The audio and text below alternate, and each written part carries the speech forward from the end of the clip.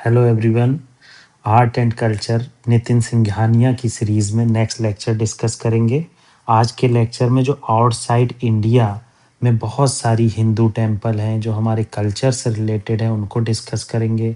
MCQs देखेंगे, in temple की Indian culture में क्या इम्पोर्टेंस है, और बुद्ध पिलग्रिमेज साइट जहाँ पर बुद्ध से रिलेटेड बहुत सारी साइट्स हैं उनको देखेंगे, उनकी इम्पोर्टेंस क्या है, और एमसीक्यूज़ देखेंगे और महाबोधि टेम्पल के बारे में कुछ जानेंगे। देखो, ये चैप्टर आर्ट एंड कल्चर का बहुत अब तक इम्पोर्टेंट बहुत ज़्यादा था, क्योंकि हमने एंशिएंट आर्ट को डिस्कस किया। अब इसके बाद जो आएगा वो मिडिएवल आर्ट आएगा, देन मॉडर्न आर्ट आएगा। ये चैप्टर ख़त्म हो जाएगा, मगर मेरी आपसे रिक्वेस्ट है इस चैप्टर को शुरू से ज़रूर सुने। हमने पॉलिटी भी डिस्कस किया है, एनसीईआरटी की सीरीज भी चल रही है, इकोनॉमी की कॉन्सेप्ट की सीरीज भी चल रही है, आर्ट एंड कल्चर तो चल ही रहा है। नितिन सिंघानिया में हमने अब तक 48 लेक्चर डिस्कस किए हैं, छोटे हैं मगर अच्छे हैं, एक एक चीज इलोबरेटली आपको समझाइए। तो पहला यहाँ पर जो मंदिर है हम डिस्कस करेंगे अंगकोर बट के बारे में, जो कंबोडिया में स्थित है। देखो, ये बहुत इम्पोर्टेंट लार्जेस्ट हिंदू टेम्पल है, क्योंकि आज देखो टुडे ये बुद्धिज्म साइट हो गई है, मगर जब स्टार्टिंग में इसको बनाया गया था तो कंबोडिया के जंगल में इसको स्टेबलाइज किया गया था, और आज ये वर्ल्ड की लार्जेस्ट साइट है। यहाँ पर जो इन्फ्लुएंस देखने को मिलेगा, एक्टिविटीज़ देखने को मिलेंगी, जैसे चोला एम्पायर, कलिंगा एम्पायर, जो बहुत सारे लोग यहाँ पर आए जिन्होंने अपने ट्रेड रिलेशन अच्छे रखे, और बहुत सारी हिंदू डायनेस्टीज़ जो यहाँ पर सरवाइव की और उन्होंने राइज की, जैसे Champa civilisation in Vietnam, Khmer empire in Indo China, Majapahit empire in Java. तो ये जो सारी डायनेस्टी इमर्ज हुई, वो सब क्या हुआ कि आप अगर देखेंगे तो उनका इमरजेंस आपको देखने को मिलेगा कि हिंदू कल्चर जो चोला डायनेस्टीज का इन्फ्लुएंस था उसकी वजह से आपको ये सब देखने को मिलेगा। तो ये इम्पोर्टेंट चीज़ आपको पता होना चाहिए कि कब कौन सा कल्चर इमर्ज हुआ। ठीक है, तो अंगकोर बट में अब तक हमने देखा ये वर्ल्ड की लार्जेस्ट हिंदू टेम्पल साइट है। आज ये अगर एमसीक्यूज डिस्कस करेंगे तो उसमें पहला ही स्टेटमेंट आएगा कि ये साइट जो है आज बुद्धिज्म पिलग्रिमेज साइट है, पहले ये हिंदू रिलीजियस टेम्पल के नाम से जानी जाती थी।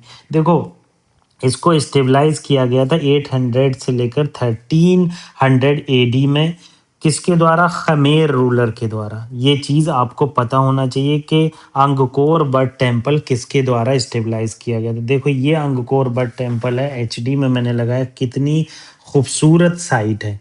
ठीक है, जंगल में हुआ करती थी, किसके द्वारा डेवलप की गई? खमेर रूलर के द्वारा, specially Suryavarman second. Suryavarman second को इसका क्रेडिट जाता है। आर्किटेक्चर बहुत ज़्यादा चोला आर्किटेक्चर से रिलेट करता है, और कुछ लोकल फ्लेवर भी इसमें पाए जाते हैं। मतलब चोला एम्पायर का इन्फ्लुएंस आपको पता ही होगा, अगर आप एंशिएंट हिस्ट्री पढ़ रहे हैं तो आपने देखा होगा कि कैसे गंगईकोंडा चोलापुरम जीता गया। उसके बाद क्या है, इंडोनेशिया की तरफ डाइवर्ट किया गया। नेवी चोला एम्पायर की बहुत स्ट्रांग थी, उस स्ट्रांग नेवी ने कैसे इन्फ्लुएंस किया, ये सब इम्पोर्टेंट चीज़ आपको पता होना चाहिए। देखो, ये मैंने एमसीक्यूज रखा है ताकि आपको ये कंफर्म हो जाए कि किस तरह के क्वेश्चन आते हैं। तो कुछ स्टेटमेंट दिए हैं, वो आपको बताना है कौन सा सही है कौन सा गलत है। पहला स्टेटमेंट है अंगकोर वट टेम्पल के बारे में, जो बुद्धिस्ट श्रीन है इस टाइम। ठीक है, ओरिजिनली क्या है, डेडिकेटेड थी लॉर्ड विष्णु को, और वैष्णविज्म जो इंडिया में इन्फ्लुएंस था उसका स्ट्रॉन्ग इन्फ्लुएंस आपको यहाँ देखने को मिलता था। तो ये बिल्कुल सही स्टेटमेंट है। दूसरा, Majapahit empire of Java followed Shaivism and Vaishnavism drive from the Chola empire. बिल्कुल ठीक, चोला एम्पायर का इन्फ्लुएंस मैंने बताया, नेवी बहुत स्ट्रांग थी, इन्होंने यहाँ राज किया था, कल्चरल इन्फ्लुएंस देखने को मिलेगा। तो ये मजपहित एम्पायर जो जावा में है वो फॉलोड करते थे सैविज्म और वैष्णविज्म में, जो ड्राइव किया था किससे? चोला एम्पायर से। तो ये भी सही है। जब बहुत हार्ड क्वेश्चन आएगा तो इस तरह के स्टेटमेंट आपको देखने को मिलेंगे। इजी क्वेश्चन आएगा तो नगारा आर्किटेक्चर पूछ लेगा, द्रविडियन आर्किटेक्चर पूछ लेगा, त्रिमूर्ति के बारे में पूछ लेगा। तो इस तरह की चीज़ें आपको कन्फर्म होना चाहिए। Spread of Hinduism in South East Asia was primarily due to conquest by Indian king. अब क्या है, कॉन्क्वेस्ट लिखा है, ये छोटी सी चीज़ है। देखो, इंडियन किंग्स ने कल्चरली इन्फ्लुएंस किया, कॉन्क्वेस्ट नहीं किया, तो ये स्टेटमेंट यहाँ गलत है। Khmer inscription show heavily influence of Sanskrit language and Indian political theory such as deva raja god king, बिल्कुल सही। तो यहाँ पर पहला, दूसरा, चौथा सही है। अगर तीसरा गलत हम कर देते तो ऑलरेडी बी, सी और डी ऑप्शन कट जाते। अगर आप इसका सोल्यूशन देखना चाहें, पहला स्टेटमेंट क्यों सही है? अंगकोर वर्ड जो कंबोडिया में है, ये वर्ल्ड की लार्जेस्ट रिलीजियस मोनूमेंट है। ओरिजिनली ये हिंदू टेम्पल थी, डेडिकेटेड थी लॉर्ड विष्णु को। खमेर रूलर के टाइम पर इसे बनाया गया था।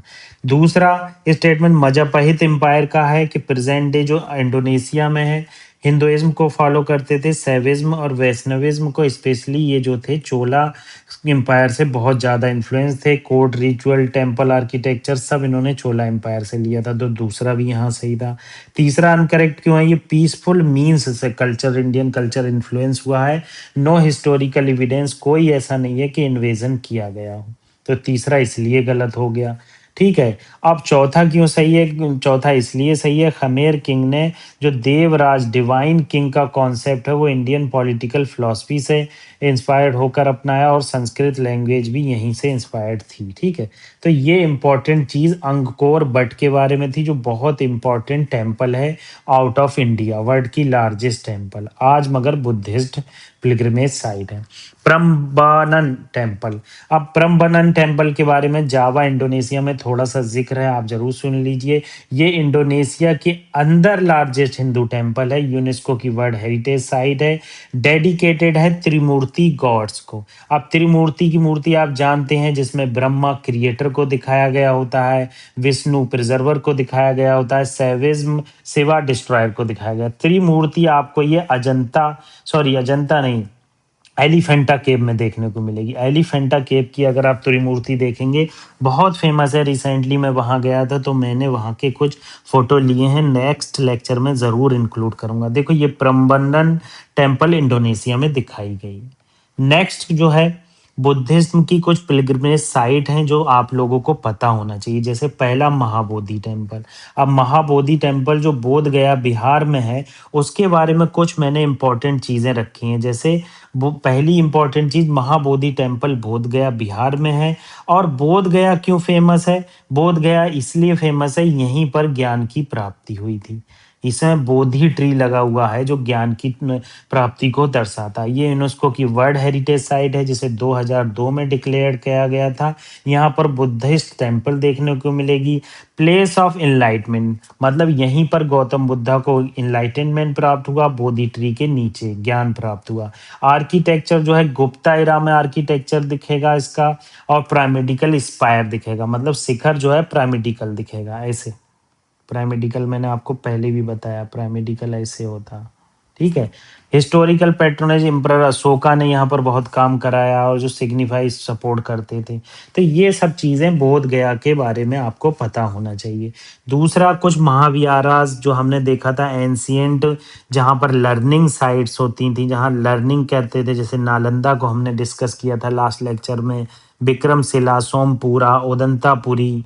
ठीक है, पुष्पगिरी, जगदल्ला, ये सब हमने डिस्कस किए थे। सिरपुर इन छत्तीसगढ़ में। ठीक है, ललितागिरी, वज्रगिरी, रत्नागिरी उड़ीसा में, सारनाथ, वाराणसी। ठीक है, अब क्या है, देखो ये जो सारनाथ है, ये इंपॉर्टेंट क्यों है? देखो मैंने येलो क्यों किया, जो चीज़ येलो है वो बहुत इंपॉर्टेंट है। सारनाथ इसलिए फेमस है, यहाँ पर बुद्धा ने फर्स्ट सरमन दिया था, तो इसीलिए ये वाराणसी में है। बहुत सारे बुद्धिस्ट यहाँ पर जाते हैं। कुशीनगर उत्तर प्रदेश में है। कुशीनगर क्यों फेमस है, आपको ये कमेंट बॉक्स में बताना है। कुशीनगर क्यों फेमस मैं आपको अभी बता सकता हूँ, मगर अगर कमेंट बॉक्स में आप बताएंगे तो आपको जो है सर्च करना पड़ेगा, तो ज़्यादा अच्छे से चीज़ें याद रहेंगी। पिपरावा, ये नेपाल बॉर्डर पर है। यहाँ पर क्या, बहुत सारे अवशेष मिले हैं जो बुद्धा के टाइम के हैं। सांची और बरहो, तो आप जानते हैं सांची का स्तूपा बहुत फेमस है, अशोका ने इसे बनाया था, और आज भी इसका आर्किटेक्चर स्टाइल, आज भी लोग यहाँ पर जाते हैं और उसको आर्किटेक्चरल स्टाइल देखकर कहते हैं बहुत अच्छा, खूबसूरत। नागापट्टिनम, ये बुद्धिज्म से रिलेटेड कुछ टेम्पल्स यहाँ देखने को मिलेंगी। भज और करला, ये पुणे में है। यहाँ पर भी क्या है, बुद्धिज्म के रेलिक्स वगैरह मिलेंगे और बुद्धिज्म से रिलेटेड स्तूपास मिलेंगी। अजंता, इलोरा, पीतलखोरा, अब अजंता में आप जानते हैं ये ओनली बुद्धिस्ट साइट है, ये हमने डिस्कस किया अपने आर्ट एंड कल्चर में। एलोरा तीनों धर्म के आपको चीज़ें मिलेंगी। पीतलखोरा में मेनली बुद्धा से रिलेटेड बहुत सारी ओल्ड रेलिक्स देखने को मिलेंगे।